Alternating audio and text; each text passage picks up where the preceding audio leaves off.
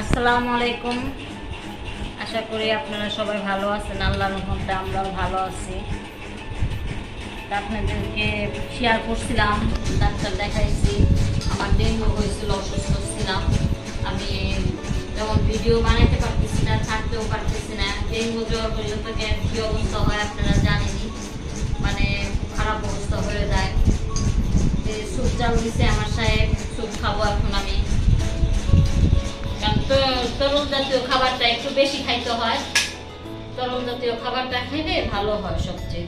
খাইছি এতদিন ফল খাইছি, তারপরে আপনার স্যুপ, তারপরে যতটুকু পাশে ডাবের পানি এগুলা খাইছি। এখন মোটামুটি আল্লাহর রহমতে ভালো। ঢাকায় গেছিলাম, তা আপনাদের সাথে তো শেয়ার করছি। ডাক্তার দেখাইছি। তা আমার একটা সমস্যা আছে মাথা ঘোরায়, ওইটাও একটা সমস্যা আছে। দেখাইছি আমি অনেক বছর আগে থেকে দেখাই, কিন্তু মাঝখানে দেখাইনি 1.5 বছর ধরে। সেই সমস্যাটা আবার দেখা দিছে।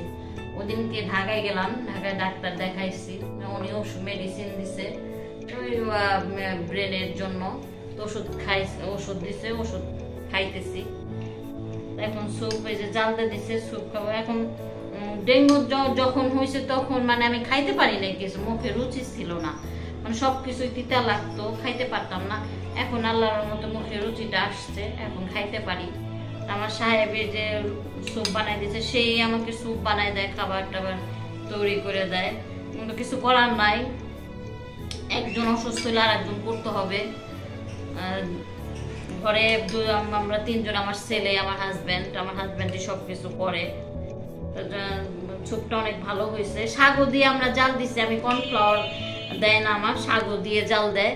অনেকেই আবার কর্নফ্লাওয়ার দেয়। আসলে কর্নফ্লাওয়ারটা কার্বোহাইড্রেট তো কম খাওয়াই ভালো, কারণ স্যুপটা আমি 1 দিন 2 দিন পর পরই খাই, ভালো লাগে খাইতে, ক্ষুধা লাগে। এখন আমার ক্ষুধা লাগে বেশি, এর জন্যই খাই। দেখি খায়া দেখি কেমন হয়েছে। বিসমিল্লাহ। মজা হয়েছে অনেক।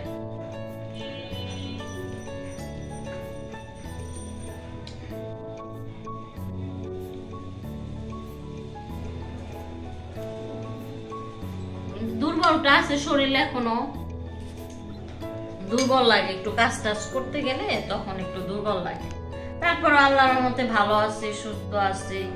আর যতটুকু আছে আল্লাহর কাছে তত তাই শুকরিয়া করতে হবে, ওইটুকু সন্তুষ্ট থাকতে হবে। অসুখ বিসুখ আল্লাহ তাআলা দিবে, আবার সারাই দিবে।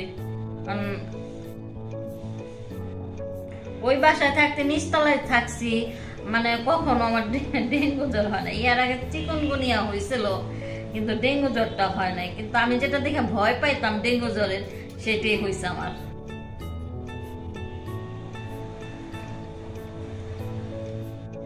আপনারা সাবধানে থাকবেন মশার কামড় থেকে, কয়েল ধরায় থাকবেন, কয়েল ধরায় রাখবেন।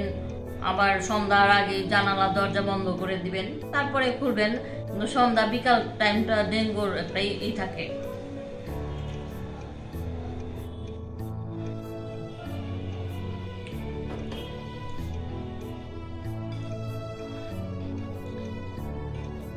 মজা হয়েছে অনেক।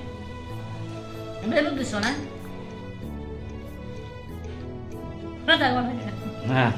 দিছি।